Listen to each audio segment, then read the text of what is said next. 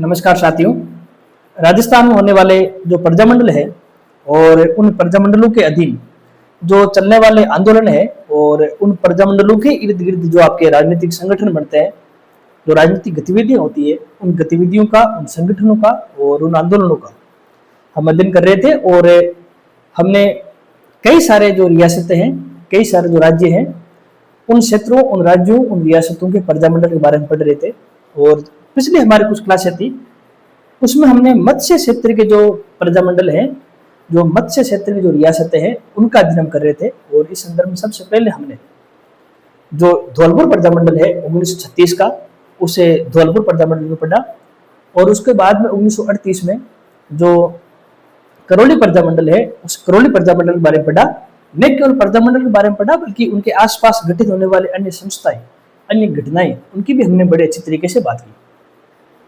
तो जो आज की हमारी क्लास रहेगी, हम वो मत्स्य क्षेत्र के ही आपको जो रियासतें हैं उनको आगे बढ़ाएंगे। और जो रियासत हमारे आज की कक्षा का जो आपके मुख्य विषय वस्तु बनेगी वो है अलवर। और अलवर के अंतर्गत किस प्रकार से प्रजामंडल बना है, किस तरह से वहां पर राजनीतिक गतिविधियां हुई है और कैसे उन राजनीतिक गतिविधियों में कई सारे हमारे जन नेताओं का योगदान रहा है, हम उसकी चर्चा करेंगे।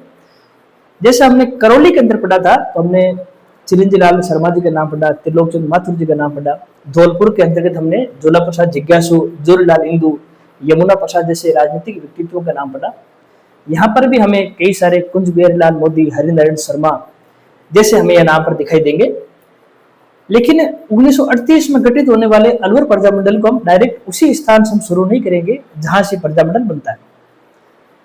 हम वो बात सबसे पहले नहीं करेंगे कि हरिनारायण शर्मा और कुंज बिहारीलाल मोदी ने अलवर प्रजामंडल की स्थापना 1938 में की है और बाद में उसको प्रोग्रेसिव एसोसिएशन के नाम से आपके इसको एक प्रकार से सोसाइटी एक्ट के तहत पंजीकृत करवाया। ये बात हम पढ़ेंगे, लेकिन ये एक तरफा बात हो जाएगी। हम उनसे 1938 से पहले जितने भी राजनीतिक गतिविधियां हुई है, जितने भी राजनीतिक संगठन बने हैं, जो भी सामाजिक और धार्मिक वहां पर घटनाएं हुई है जिनका संबंध राजनीतिक उत्थान से था, या फिर जो किसान आंदोलन हुए हैं, चाहे वो नेमुचना किसान आंदोलन हो, चाहे फिर वो मेव किसान आंदोलन हो, क्योंकि इनका भी संबंध कहीं न कहीं राजनीतिक गतिविधियों से रहा है, तो हम सबको सिस्टमेटिक तरीके से पढ़ने का प्रयास करेंगे। थोड़ा सा आप इस बात को समझे विद्यार्थियों। राजस्थान के संदर्भ में 3 ऐसे हमें शासक दिखाई देते हैं जिनके अंदर ब्रिटिश विरोधी भावनाएं हमें दिखाई देती है। उसमें एक तो आपके मेवाड़ के शासक का नाम आता है, दूसरा आपके अलवर के शासक का नाम आता है और तीसरा आपके भरतपुर के शासक का नाम नजर आता है। अगर आपने राजस्थान का इतिहास रटा नहीं होगा, उसको थोड़ी सी समझने की कोशिश की होगी, उस पर थोड़ा सा आपने चिंतन मनन करने की कोशिश की होगी, तो आप 1921 की स्थिति को देखेंगे जहां पर राणा फतेह सिंह कहीं ना कहीं लोकतांत्रिक प्रक्रियाओं के समर्थक नजर आ रहे हैं, तो तुरंत उनको हटा दिया जाता है और शासन के अधिकार ब्रिटिश समर्थक एक प्रकार से भोपाल सिंह जी को दे दिया जाता है। अलवर में भी यही होता है, जब अलवर के अंतर्गत शासक जय सिंह एक प्रकार से स्वयं सामाजिक उत्थान का काम करते हैं और गोलमेज सम्मेलन के अंतर्गत वो लोकतांत्रिक संस्थाओं के प्रति अपनी रुचि प्रकट करते हैं, तब ब्रिटिश सरकार के अंदर एक घबराहट उत्पन्न होती है। और उस घबराहट का परिणाम ये नजर आता है हमें कि 1933 में जय सिंह को इंग्लैंड भेज दिया जाता है और उनकी जगह पर फिर आपके तेज सिंह को शासन का भार सौंप दिया जाता है। ब्रिटिशों की प्रक्रिया यही नहीं रुकी है। भरतपुर के शासक कृष्ण सिंह जी थे, उनको भी 1928 के अंतर्गत राजकार्य से अलग कर दिया जाता है और ब्रिटिश समर्थक ब्रिजेंद्र सिंह को भरतपुर का शासक बना दिया जाता है। तो जब मेवाड़ के अंतर्गत फतेह सिंह को हटाना हो, अलवर के अंतर्गत जय सिंह को हटाना हो, भरतपुर के अंतर्गत कृष्ण सिंह को हटाना हो, ये कोई आम घटनाएं नहीं थी। उन घटनाओं के पीछे ब्रिटिशों के मानसिक चरित्र की हमें स्पष्टता नजर आती है, जहां वे रियासतों के अंतर्गत कोई भी राजनीतिक गतिविधि को आगे नहीं बढ़ने देना चाहती, किसी भी ऐसे शासक को स्वीकार नहीं कर सकती जो जनता के हितों के लिए कार्य करे। जब हम अलवर के बारे में पढ़ेंगे तो सबसे पहले हम उस शासक के बारे में जरूर पढ़ेंगे जिन्होंने अलवर के अंतर्गत कुछ हद तक सामाजिक उत्थान का कार्य किया, और वे और कोई नहीं जिनकी अभी हम चर्चा कर रहे थे, अलवर के शासक जय सिंह। अलवर के शासक जय सिंह 1903 से लेकर 1933 तक आपके शासक रहे। मैं फिर से कह रहा हूं, मैं तारीख में विश्वास नहीं करता, पर क्योंकि क्रमबद्धता बनी रहे इसलिए मैंने तारीख बता दी 1903 से 1933। आप बच्चों की तरह इस तारीख को रटे रहिए। निश्चित रूप से अलवर के शासक जय सिंह निरंकुश थे, उनमें कुछ स्वच्छ चारित्र का भाव भी था, लेकिन इनका झुकाव कहीं ना कहीं हमें आधुनिक विचारों की ओर दिखाई देता है, इनका झुकाव हमें राजनीतिक गतिविधियों की ओर दिखाई देता है। ये कहीं ना कहीं अपने क्षेत्र के अंतर्गत सामाजिक उत्थान के भी कार्य करते हैं, शैक्षणिक संस्थाओं को बढ़ावा देते हैं, शिक्षा के क्षेत्र में कार्य करते हैं, और एक समय तो ये राजनीतिक संस्थाओं को स्थापित करने में सक्रिय सहयोग देते हुए भी नजर आते हैं, स्वदेशी का समर्थन करते हैं। हम आगे पढ़ेंगे किस प्रकार से उन्होंने 1931 के बाद में स्वदेशी पहनने का भी प्रण लिया था, तो हम सारी बातों को पढ़ेंगे। लेकिन जय सिंह कहीं ना कहीं हमें ब्रिटिशों के विरोधी और लोकतांत्रिक प्रक्रियाओं से जुड़े व्यक्तित्व के समर्थक नजर आते हैं। हम कुछ इनके ऐसे कार्य देखते हैं जिनसे इनकी छवि और स्पष्ट हो जाएगी हमारे मस्तिष्क में। जैसे इन्होंने सबसे पहले जो कार्य किया था वो ये था कि जो न्यायपालिका है उस न्यायपालिका को कार्यपालिका से पृथक कर दिया। अब विद्यार्थियों कई बार जो नाम होते हैं न्यायपालिका कार्यपालिका हमें समझ में नहीं आता है, तो आप मैं ज्यादा पॉलिटिकल साइंस में नहीं जाऊंगा, हम ऊपरी स्तर की बात करेंगे। सरकार के 3 अंग होते हैं, कार्यपालिका, व्यवस्थापिका और न्यायपालिका। सरकार का वह अंग जो न्यायिक प्रक्रियाओं से जुड़ा हुआ है वो न्यायपालिका कहलाती है। सरकार का वह अंग जो नियम कानूनों को बनाने से जुड़ा हुआ है, निर्माण करने से जुड़ा हुआ है, उसको व्यवस्थापिका बोलते हैं। और निर्मित कानूनों को लागू करने वाले जो अंग है, जो एक प्रकार की संरचना है, उसे कार्यपालिका बोलते हैं। एक लोकतांत्रिक क्षेत्र के लिए आवश्यक है कि तीनों की शक्ति में बंटवारा हो। लेकिन हम देखते हैं रियासतों में कार्यपालिका, व्यवस्थापिका और न्यायपालिका तीनों शक्तियां एक ही व्यक्ति में केंद्रित होती है, जिसे हम शासक के नाम से जानते हैं। और जय सिंह जी ने यहाँ पर कुछ सुधार करने का कार्य किया। उन्होंने कहा कि जो कानूनों को लागू करते हैं और जो कानूनों को तोड़ने पर दंडित करते हैं, ये दोनों संस्थाएं अलग अलग होनी चाहिए। अगर कानून लागू करना और फिर उन कानूनों को तोड़ने वालों को दंडित करना, दोनों शक्तियां एक ही व्यक्ति के हाथ में रहेगी, एक ही संस्था के हाथ में रहेगी, तो निरंकुशवादिता बढ़ेगी। तो निरंकुशवादिता को रोकने के लिए, लोकतांत्रिक प्रक्रियाओं की ओर कदम बढ़ाने के लिए उन्होंने सबसे पहला काम किया, अपने राज्य में कार्यपालिका और न्यायपालिका जो 2 अंग है, 2 पिलर्स है आपके गवर्नमेंट के, उनको अलग अलग कर दिया, उनके शक्तियों का बंटवारा कर दिया। और लोकतांत्रिक जो देश होती है उसकी पहली शर्त यही होती है कि वहां पर शक्तियों का बंटवारा होता है। दूसरा जो उन्होंने कार्य किया सामाजिक उत्थान का, आपको जानकर आश्चर्य होगा, इन्होंने अपने क्षेत्र के अंतर्गत बाल विवाह पर रोक लगाई, अनमेल विवाह पर रोक लगाई, यहां तक कि मृत्यु भोज को भी रोकने का काम इन्होंने अपने क्षेत्र के अंतर्गत किया था। इनके अलावा इन्होंने हिंदी को अपने क्षेत्र में राजभाषा के रूप में इस्तेमाल करने के लिए सहमति प्रकट की। हम देखते हैं कि पूर्वी राजस्थान में जो रियासतें होती हैं वहां एक आंदोलन निरंतर चलता है, वो है हिंदी को राजभाषा बनाना। हिंदी भाषा के समर्थक थे और इन्होंने अलवर के अंतर्गत हिंदी को राजभाषा बनाया था। शिक्षा के क्षेत्र में उन्होंने अच्छा कार्य किया। इन्होंने बनारस हिंदू विश्वविद्यालय को दान दिया, इन्होंने अलीगढ़ मुस्लिम जो विद्यालय है उसको दान दिया, और इन्होंने सनातन धर्म कॉलेज लाहौर उसको भी आपके दान दिया था। तो कहीं ना कहीं जो शिक्षा से जुड़ी संस्थाएं हैं, जो प्रक्रियाएं हैं, उनसे जुड़े हुए नजर आते हैं, उनको दान, उनका आर्थिक सहयोग देते हुए नजर आते हैं। गंगा, ये आपके जो जय सिंह जी है, इनके बारे में एक और अच्छी बात हुई थी। गोलमेज सम्मेलन जब लंदन में भाग ले रहे थे, और जब ये लंदन में इन्होंने भाग लिया था तो वहां पर उन्होंने घोषणा की गोलमेज सम्मेलन के अंदर, और अपने विचार कुछ इस प्रकार से रखे। उन्होंने वहां पर कहा था कि ये मेरी इच्छा है कि मैं अलवर के अंतर्गत अब राजनीतिक संस्थाओं या लोकतांत्रिक संस्थाओं को बढ़ावा दूंगा और शासन जनता को सुपुर्द कर दूंगा, जनता के प्रतिनिधि व्यक्तियों को सुपुर्द कर दूंगा। मैं तो केवल एक प्रकार का संवैधानिक मुखिया बना रहूंगा। मतलब कुछ ऐसी स्थिति होगी कि जयपुर के अंतर्गत एक राजनीतिक मुखिया का पद होगा, एक संवैधानिक मुखिया का पद होगा, लेकिन सारे अधिकार राजनीतिक मुखिया को दे दिए जाएंगे और राजनीतिक मुखिया का चुनाव जनता करेगी। मैं तो केवल संवैधानिक मुखिया के रूप में बना रहूंगा। इस प्रकार की घोषणा से ब्रिटिश साम्राज्य की नींव कुछ हद तक हिलने लग गई, जब उनको लगा कि हमारे सहयोगी शासक ही कहीं ना कहीं रियासतों के अंतर्गत लोकतांत्रिक प्रक्रिया को बढ़ावा देते हैं। अगर रियासतों में लोकतांत्रिक प्रक्रिया बढ़ जाएगी, और ब्रिटिश भारत में वैसे ही इंडियन नेशनल कांग्रेस इसके लिए कार्य कर रही है, तो अगर रियासती भारत और ब्रिटिश भारत आपस में जुड़ जाएंगे, ब्रिटिश प्रांतों वाला भारत आपस में जुड़ जाएंगे, तो लंबे समय तक फिर आपके ब्रिटिश भारत पर अपनी शासन संचालित नहीं कर पाएंगे। तो कहीं ना कहीं इनकी इन घोषणाओं से हमें नजर आता है कि जय सिंह आधुनिक विचारों वाले व्यक्ति थे। तो ऐसे शासक के बारे में पढ़ना भी चाहिए। और अब इन चीजों को कैसे समझ पाएंगे? जो जय सिंह जी हैं, इनकी इन सारी बातों को धरातल पर लाने का काम जिस व्यक्तित्व ने किया, उनका नाम है हरिनारायण शर्मा।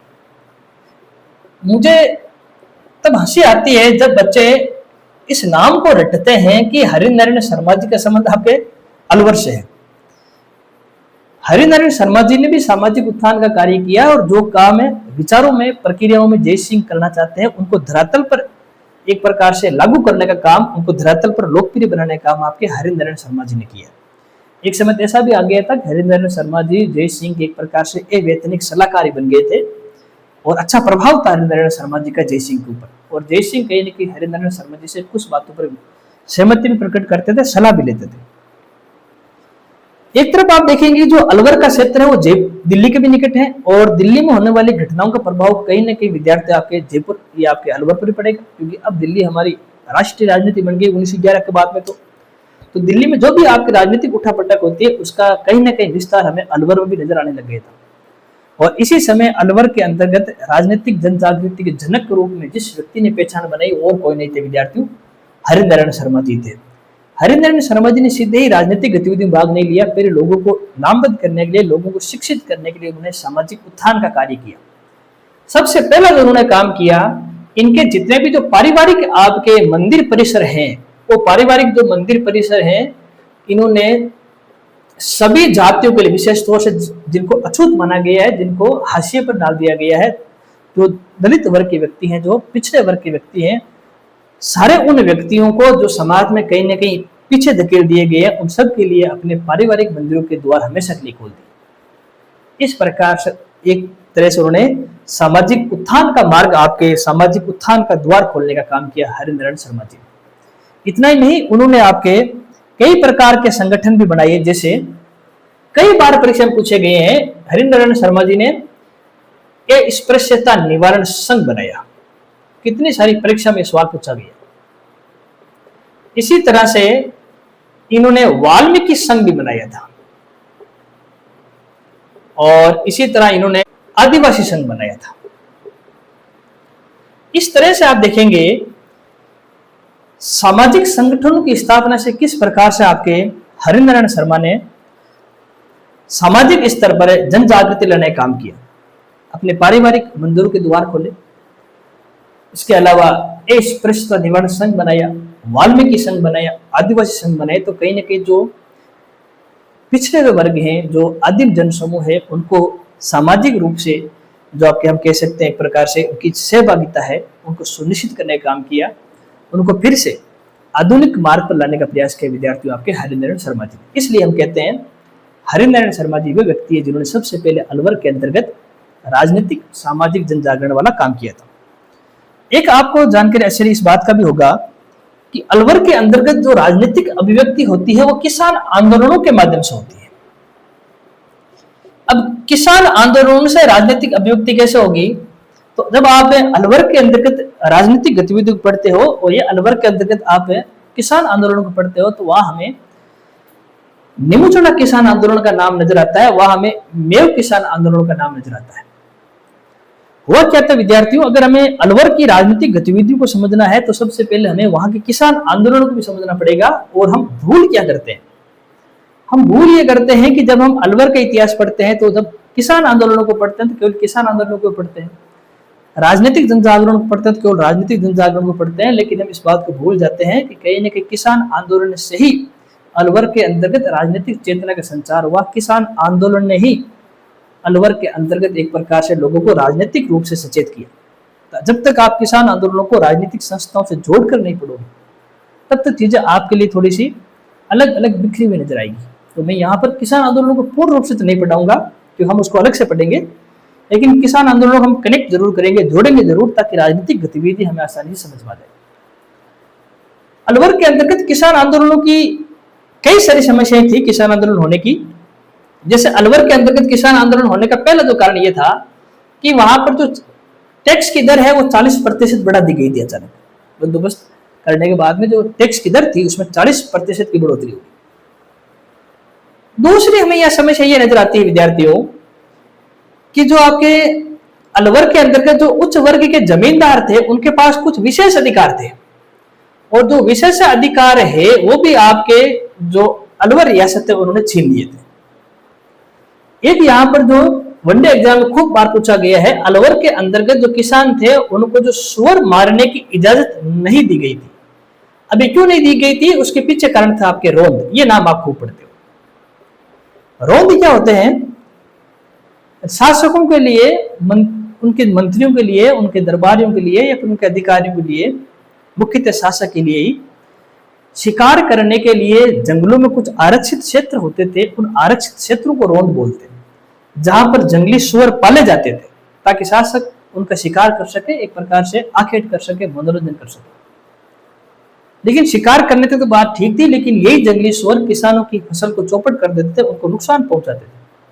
तो किसान एक बात बार बार डिमांड में लाते थे कि उन्हें जंगली सुअर मारने की इजाजत दी जाए ताकि उनकी फसलें सुरक्षित रह सके।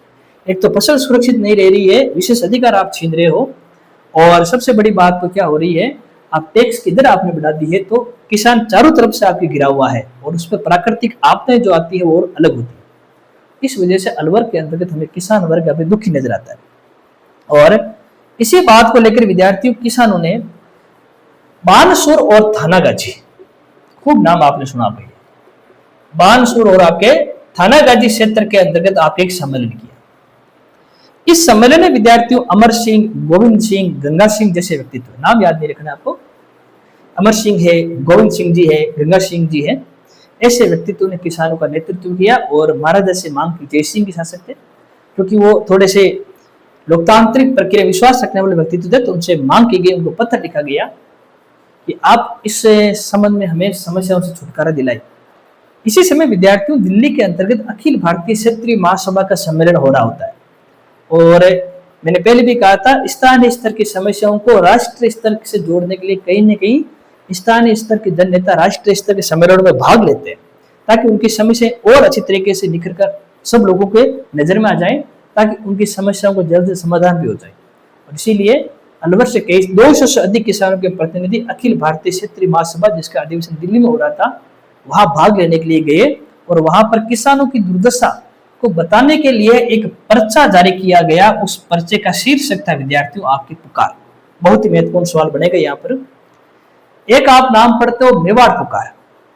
जब मोतीलाल तेजावत के नेतृत्व में मेवाड़ के क्षेत्र में विभिन्न वर्गों का सम्मिलित आपके आंदोलन हो रहा था, तो उस समय मेवाड़ राणा को विशेष तौर से आदिवासियों की ओर से जो मांग पत्र था जो दिया गया था, उसको बोलते हैं मेवाड़ पुकार। मेवाड़ पुकार एक अलग है जिसके बारे में हम जनजातीय आंदोलन में अच्छी तरीके से पढ़ चुके हैं। यहां पर हम केवल पुकार की बात कर रहे हैं, तो इस पुकार शीर्षक से पर्चा जारी हुआ, उसका संबंध अलवर से है, लेकिन फिर भी कोई विशेष समाधान नहीं मिला। तो बानसूर के अंतर्गत ही एक स्थान है विद्यार्थियों नीमू चढ़ा।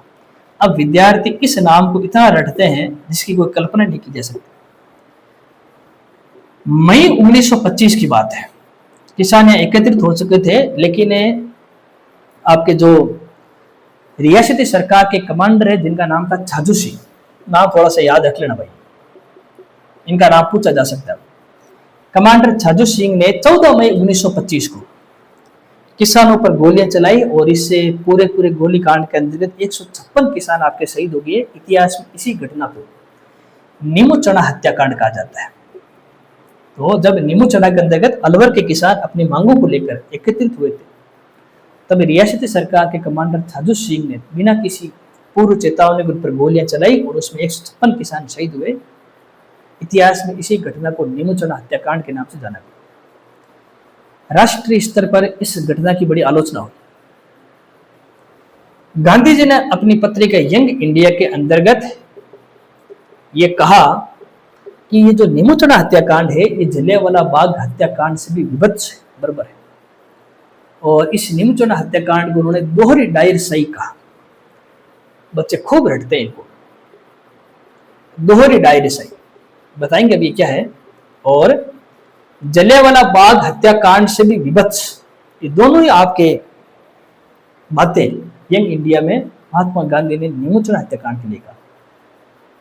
डबल डायरीज, दोहरी डायरी का मतलब हो गया, जब जलियांवाला बाग हत्याकांड हुआ था तो वहां तो आतंक मचाने वाले केवल अंग्रेज ही थे, लेकिन नीमू चढ़ा हत्याकांड में तो किसानों पर दोहरी मार पड़ रही है। यहाँ तो अंग्रेज भी अत्याचार कर रहे हैं और रियासती सरकार भी अत्याचार कर रही है। मतलब यहाँ पर एक डायर नहीं, यहाँ पर दो डायर काम कर रहे हैं, एक तो भारतीय डायर और एक ब्रिटिश डायर, इसलिए इसको नाम दे दिया दोहरी डायर सही। विवत्स था तो बर्बर था, तो इसकी तुलना इस प्रकार से की गई। एक आप नाम सुनते हो राजस्थान का जलियांवाला बाग हत्याकांड, वो ये नहीं है। जब आप गोविंद गिरी के नेतृत्व में भीलों का आंदोलन पढ़ते हो तो वहां पर विद्यार्थियों 17 नवंबर 1913 को मानगढ़ हत्याकांड होता है। मानगढ़ वर्तमान बांसवाड़ा में है और उस मानगढ़ हत्याकांड को राजस्थान का जलियांवाला बाग हत्याकांड बोला जाता है। तो कंफ्यूज नहीं होना है, राजस्थान के जलियांवाला बाग हत्याकांड अलग है और जलियांवाला बाग हत्याकांड से विभत्स या बर्बर वो चीज थोड़ी सी अलग है। अब जब इतनी बड़ी घटनाएं हो गई है तो जाहिर सी बात है इसकी आलोचना होगी। आलोचना राष्ट्रीय स्तर पर भी हुई है। दिल्ली से प्रकाशित एक पत्रिका थी रियासती पत्रिका। जो रियासती पत्रिका है, इस रियासती पत्रिका ने इस पूरी की पूरी घटना की तुलना जलियांवाला बाग हत्याकांड से की थी। ये बात आप ध्यान रखना। किस पत्रिका ने नीमूचौड़ा हत्याकांड की तुलना जलियांवाला बाग हत्याकांड से की थी? तो दिल्ली से प्रकाशित होने वाली पत्रिका रियासती थी। इसी तरह राजस्थान से ही प्रकाशित होने वाले तरुण राजस्थान ने अपने मई 1925 के एक अंक में, तो जो तरुण राजस्थान पत्रिका है, उस तरुण राजस्थान पत्रिका ने क्या किया, मई 1925 के एक अंक के अंतर्गत इस पूरे नीमूचौड़ा हत्याकांड का सचित्र वर्णन किया। न केवल वर्णन किया बल्कि अपनी ओर से कुछ आपके पदाधिकारियों को जांच के लिए भेजा, जैसे हरिभाई किंकर, लादूराम जोशी, कन्हैयालाल कलेंत्री। इन तीनों को भेजने का काम आपके तरुण राजस्थान ने किया था। अगर मैं तीनों के नाम लिखूं तो एक तो आपके आएंगे हरिभाई किंकर, नाम याद रखना भाई, ऐसे पूछते। लादूराम जोशी। देखो कई बार क्या होता है विद्यार्थियों, कई जगह पर आपके ऐसे दूत भेजे जाते हैं, कई जगह पर आपके ऐसे संदेशवाहक भेजे जाते हैं, कई ऐसे अधिकारी भेजे जाते हैं, उनके नाम वनडे एग्जाम में खूब पूछे जाते हैं, तो इनको ध्यान रखना। हरिभाई किंकर हो गया, लादूराम आपके जोशी हो गया, कन्हैयालाल कलेंत्री। कन्हैयालाल कलेंत्री, इन तीनों को यहाँ पर तरुण राजस्थान की ओर से भेजा गया था। राष्ट्रीय स्तर से भी एक आयोग आया था, मणिलाल कोठारी को उसको अध्यक्ष बनाया गया था। इस बात का भी ध्यान रखेंगे। राष्ट्रीय स्तर से भी एक आयोग गठित किया गया जिसके अध्यक्ष बने थे आपके मणिलाल कोठारी और राम नारायण चौधरी इस आयोग के अंतर्गत विद्यार्थियों सचिव की भूमिका में थे। देखिए दो आयोग बने हैं, एक तो तरुण राजस्थान की ओर से आयोग आया हुआ है और एक राष्ट्रीय स्तर से भी आयोग आया हुआ है। और राष्ट्रीय स्तर से जो आयोग आया है उसके अध्यक्ष मणिलाल कोठारी हैं, उसमें सचिव की भूमिका राजस्थान से जुड़े हुए राम नारायण चौधरी जी निभा रहे हैं। जब इतनी सारी बातें हो गई तो महाराजा पर दबाव था, जय सिंह पर दबाव था कि वो अपनी ओर से भी कुछ काम करें और इस हत्याकांड के जो पीछे के जो मुख्य कारण है उसको खोजबीन करें और जो अपराधी है उन्हें दंडित करें, उन्हें सजा दें। महाराजा पर निरंतर दबाव पड़ रहा था, किसानों का दबाव था, आदिवासियों का दबाव था, खुद भी वो चाहते थे कि इस मामले में से सुनवाई भी हो। तो उन्होंने भी विद्यार्थियों छाजू सिंह, रामचरण और सुल्तान सिंह, तीन नाम आपको याद रखना है। एक तो आपके छाजू सिंह, इसके बाद में रामचरण और उसके बाद में सुल्तान सिंह, ये जो तीन आए हुए हैं इनको भेजने का काम विद्यार्थियों नीमूचौड़ा में महाराजा ने किया था। तो तीन प्रकार के आयोग हो गए यहाँ पर। एक तो तरुण राजस्थान से आने वाले तीन व्यक्तित्व जिनके नाम है हरिभाई किंकर, लादूराम जोशी और कन्हैयालाल कलेंत्री। राष्ट्रीय स्तर पर आने वाले मणिलाल कोठारी अध्यक्ष, रामनारायण चौधरी सचिव। महाराजा ने भी तीन व्यक्तियों को भेजा, छाजू सिंह, रामचरण और सुल्तान सिंह। तो इस प्रकार से नीमूचौड़ा राष्ट्रीय स्तर पर एक प्रकार से चर्चा का विषय बन गया, जिसकी चर्चा राष्ट्रीय स्तर पर हमें देखने को मिलती है। नवंबर 1925 में महाराजा स्वयं जय सिंह यहाँ पर नीमूचौड़ा आते हैं, किसानों से वार्तालाप करते हैं, जिनको बंदी बनाए उनको रिहा करते हैं, कुछ उनकी शर्तों को बांधते हैं, कुछ उनको टैक्स में रियायत देते हैं। तब जाकर नीमूचौड़ा के अंदर होने वाला किसान आंदोलन शांत होता है। अब हमें ऐसा लगता है कि हमने किसान आंदोलन को पढ़ा, पर ऐसा है नहीं। आप इस बात की कल्पना करें, जब किसी क्षेत्र में किसान दुखी है तो जाहिर सी बात है उनको दुखी करने के लिए शासक और ब्रिटिश ही प्रमुख कारण रहेंगे। और जब शासक और ब्रिटिशों के खिलाफ गतिविधि की जाती है तो केवल किसानों से नहीं रहती, फिर उसमें सभी वर्ग जुड़ते हैं। इसमें आम लोग भी जुड़ता है, इसमें नौकरी पेशा वाला व्यक्ति भी जुड़ता है, इसमें कुछ सैनिक भी जुड़ते हैं, किसान भी जुड़ते हैं, आदिवासी भी जुड़ते हैं, श्रमिक मजदूर सब जुड़ते हैं। जब सभी वर्ग शामिल हो जाते हैं किसी आंदोलन में तो वो आंदोलन अपना भी राजनीतिक आंदोलन बन जाता है। तो अलवर के अंतर्गत राजनीतिक गति, राजनीतिक हवा को फैलाने का काम आपके इन्हीं किसान आंदोलन ने किया। और आप जानते हो कि जब ये इस प्रकार के हुए आपके चीजें, और इसी का ही हमें प्रभाव दिखाई देता है जब 26 जनवरी 1931 को हरिनारायण शर्मा जी के नेतृत्व के अंतर्गत पूरे आपके अलवर रियासत के अंतर्गत आजादी का दिवस मनाया गया, स्वतंत्रता दिवस मनाया गया। तो ये कहीं ना कहीं आपकी जो किसान आंदोलन से आम जन त्रस्त है, दुखी है, उसकी अभिव्यक्ति 1931 में जाकर मिलती है। क्योंकि सबको पता है कि हमें तब तक अधिकार प्राप्त नहीं कर सकते जब हमें राजनीतिक सत्ता प्राप्त नहीं होगी। कोई भी समय सुधार करना है, कोई भी सुधारों को लागू करना है, वो तभी हो सकता है जब हमें राजनीतिक अधिकार प्राप्त होगी। और किसानों को ये बात जानकारी मिल गई थी कि उनकी सारी समस्याओं का निवारण तभी है जब राजनीतिक सत्ता उनके हाथ में आएगी। और इसलिए यहाँ पर जब ये स्वतंत्रता दिवस मनाया जाता है तो हर वर्ग की हमें यहाँ पर सहभागिता आपकी नजर आती है। इस बात का भी आप ध्यान रखेंगे। 1932 का वर्ष अलवर के लिए थोड़ा सा कठिन रहा। जब हम देखते हैं अलवर के कुछ क्षेत्र जैसे आपके रामगढ़, लक्ष्मणगढ़, आपके किशनगढ़ वाला जो क्षेत्र है और तिजारा वाला क्षेत्र है, अलवर के ऐसे कुछ छोटे मोटे क्षेत्र जहां पर आपके मेव किसानों ने विद्रोह कर दिया। तो 1932 के अंतर्गत जो मेव किसान है उन्होंने विद्रोह किया है। और जो मेव किसानों का जो विद्रोह हुआ है विद्यार्थियों, उसमें एक समस्या ये आ गई, कुछ विद्रोह के समय जो दो समुदाय हैं उन दोनों समुदायों के बीच में थोड़ा सा आपके संदेह उत्पन्न हुआ, आपसी संघर्ष उत्पन्न हुआ। जो सांप्रदायिक सौहार्द बना रहा था, जो सांप्रदायिक सौहार्द चल रहा था, उसमें कहीं न कहीं हमें थोड़ी सी खटास नजर आती है। अंजुमन खादिम उल इस्लाम, जमियत तबलीग उल इस्लाम, ये ऐसे दो संगठन है जिन्होंने मेव किसान आंदोलन को आगे बढ़ाने का काम किया। चौधरी यासीन खां, सैयद बीक नारंगी, मोहम्मद अली जैसे नेता इस मेव किसान आंदोलन से जुड़े। नाम आप लिख लेना, मैं जब किसान आंदोलन पढ़ाऊंगा तो वापस पढ़ा दूंगा। अंजुमन खादिम उल इस्लाम तो ये संगठन था, जमियत तबलीग उल इस्लाम ये संगठन था, यासीन खान, सैयद बीक नारंगी और मोहम्मद अली जैसे आपके जो नेतृत्व करता है वो इस आंदोलन से जुड़े। और इस मेव किसान आंदोलन के समय दोनों समुदायों के बीच में आपस में संघर्ष होता है और एक प्रकार से जो सांप्रदायिक संघर्ष है वो हमें देखने को मिलता है। और इस समय इस सांप्रदायिक संघर्ष के समय ब्रिटिशों ने दूर से देखने की नीति अपनाई। ब्रिटिश कहीं ना कहीं जय सिंह का समर्थन नहीं करते थे और वो जय सिंह को उसके पद से हटाना चाहते थे। तो देखो, एक तरफ तो विद्यार्थियों अलवर की स्थिति क्या है, अलवर के अंतर्गत किसान आंदोलन हो रहे हैं। दूसरी स्थिति ये हो गई कि अलवर के अंतर्गत निरंतर राजनीतिक संगठन बढ़ रहे हैं। तीसरी स्थिति ये हो गई कि अलवर के अंतर्गत सांप्रदायिक दंगे हो रहे हैं और अलवर का शासक स्वयं कहीं ना कहीं आपके सुधारों का पक्षधर है। अब इतनी सारी जब स्थिति अलवर में हो रही है और अब ब्रिटिश ये चाहते हैं कि जो शासक है जय सिंह, इसको कहीं ना कहीं किसी न किसी रूप में हटा दिया जाए। और हटाए कैसे? उनको मौका नहीं मिल रहा था, लेकिन अब उनको मौका मिल रहा है। कैसे मौका मिल रहा है कि वो अपने रियासत में किसान आंदोलनों को दबा नहीं पा रहा है, राजनीतिक संगठन जो बन रहे हैं उनको रोक नहीं पा रहा है, अपने क्षेत्र में जो सांप्रदायिक दंगे हो रहे हैं उनको रोक नहीं पा रहा है, उल्टा वो स्वयं आपकी लोकतांत्रिक प्रक्रियाओं को बढ़ावा दे रहा है। और 1933 के आसपास तो कहते हैं कि जो गंगा माता दरबार है वहां पर जय सिंह ने एक प्रकार से प्रण ले लिया था कि वो आज के बाद जो भी वस्त्र पहनेंगे वो स्वदेशी होंगे, जिन आप चीजों का इस्तेमाल करेंगे वो स्वदेशी होंगे। और अब आपकी ब्रिटिशों ने कूटनीति का सहारा लिया और ये कहा कि जय सिंह अब आपके राजकार्य चलाने के लिए मानसिक और शारीरिक स्वस्थ नहीं है।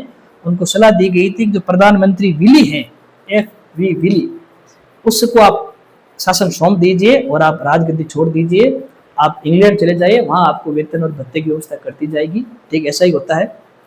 1933 में जय सिंह राजकार्य छोड़ देते हैं, लंदन चले जाते हैं, वहीं निवास करते हैं और 1937 में पेरिस में फिर इनका देहांत हो जाता है। ये सवाल शायद पूछा गया था एक बार। इस प्रकार से जय सिंह को कूटनीतिक चाल थी, अगर ब्रिटिशों को सहयोग मिलता तो किसानों का भी आपके फायदा हो जाता, राजनीतिक संघर्ष भी नहीं हो पाता, सांप्रदायिक दंगे भी नहीं हो पाते, चीजें संभाली जा सकती थी। लेकिन जैसे कि MS जैन कहते हैं कि ब्रिटिशों की कूटनीति थी, उन्होंने विद्रोह को बढ़ने दिया ताकि इसी विद्रोह को बढ़ने का फिर आरोप जय सिंह पर डाल दिया जाएगा और फिर उनको वहां से उनके पद से हटा दिया जाएगा, क्योंकि वैसे भी जय सिंह ब्रिटिशों की नीतियों के अनुकूल राजा आपके साबित नहीं हो रहे। फिर 1933 में जिसे नए व्यक्ति को शासक बनाया जाता है उन्हीं का नाम विद्यार्थी आपके तेज सिंह। तो यह है विद्यार्थी कुछ आपके जय सिंह जी के बारे में कुछ महत्वपूर्ण बातें और ये हमने यहाँ पर जानी है। और 1933 में जैसे ही आपके शासक बनाया जाता है तेज सिंह, और अब हमारे सामने एक नया नाम आएगा जो अलवर से जुड़े होंगे, जिनका नाम भी आप खूब रटते हो, कुंज बिहारी लाल मोदी। 1933 वह वर्ष था, 1932 और 33, जहां हमें अलवर की रियासत के अंतर्गत एक नई राजनीतिक शक्ति के रूप में जो व्यक्ति आगे आकर दिखाई दे रहे हैं वह कुंज बिहारी लाल मोदी। कुंज बिहारी लाल मोदी और हरिनारायण शर्मा इन दोनों ने मिलकर राजनीतिक गतिविधि को बढ़ावा दिया। लेकिन अलवर के अंतर्गत 1932-33 के आसपास एक और घटना घटी। भारतीय स्तर पर आप एक राजनीतिक क्रांतिकारी संगठन देखते हो, हिंदुस्तान सोशलिस्ट रिपब्लिकन आर्मी, जिनसे चंद्रशेखर आजाद, भगत सिंह जैसे हमारे क्रांतिकारी जुड़े हुए थे। और इसी से विद्यार्थी जुड़े हुए भवानी शाह शर्मा, ये नाम जरूर आप याद रखना, भवानी शाह शर्मा।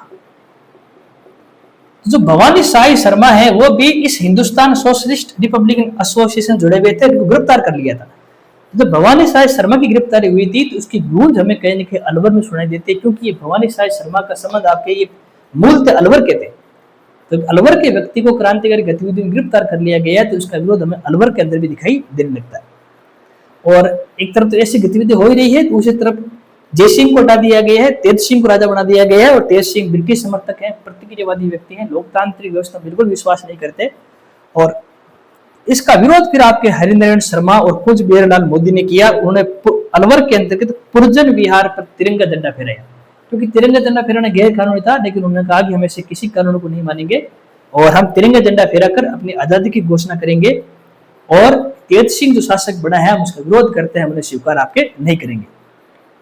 इसके बाद में हरिनारायण शर्मा, कुंज बिहारीलाल मोदी, शालिग्राम, अब्दुल शकूर जैसे जो आपके प्रमुख व्यक्तित्व को गिरफ्तार कर लिया जाता है। और अब राजनीतिक घटनाओं को संगठित करने के लिए सन 1933 के अंतर्गत, यहां लिख देता हूं आपके, सन 1933 के अंतर्गत अलवर के अंतर्गत अलवर कांग्रेस कमेटी का गठन किया जाता है। यह गठन भी आपके हरिनारायण शर्मा और कुंज बिहारीलाल मोदी जी के नेतृत्व में होता है।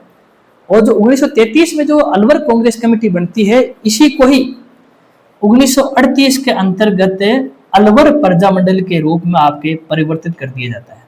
इस प्रकार से अलवर प्रजा मंडल का गठन विद्यार्थियों 1938 में होता है और इसके गठनकर्ता ग्रुप में हरिनारायण शर्मा और कुंज बिहारीलाल मोदी का नाम सबसे आगे आता है। और आप ध्यान रखेंगे ये अलवर प्रजा मंडली है जिसका बाद में फिर रजिस्ट्रेशन करवाया गया, पंजीकरण करवाया गया, तो वो अलवर प्रजा मंडल से नहीं करवाया गया, उसको नाम दिया गया प्रोग्रेसिव एसोसिएशन। तो कोई ध्यान रखना, पूछ लेंगे कि किस प्रजा मंडल का पंजीकरण प्रोग्रेसिव एसोसिएशन के नाम से करवाया गया था, तो और कोई नहीं, अलवर प्रजा मंडल था। बाद में रामगढ़, राजगढ़, तिजारा, खेरतल जैसे स्थानों पर इसकी शाखाएं खोल दी गई।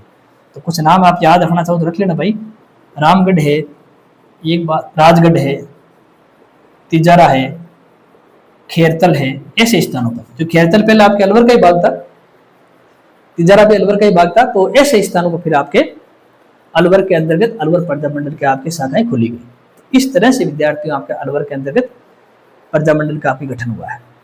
अब समस्या हमारी फिर से मैं वही बात कहता हूँ, कहाँ है समस्या? यहाँ है विद्यार्थियों के बच्चे जब इस चीज को पढ़ते हैं, अलवर प्रजा मंडल को पढ़ते हैं, तो डायरेक्ट वो यहां से शुरू करेंगे 1933। वे क्या करते हैं कि 1933 अलवर प्रजा मंडल पढ़ेंगे, सबसे पहले लाइन ये लिखेंगे 1933 के अंतर्गत हरिनारायण शर्मा जी ने कांग्रेस कमेटी की स्थापना की।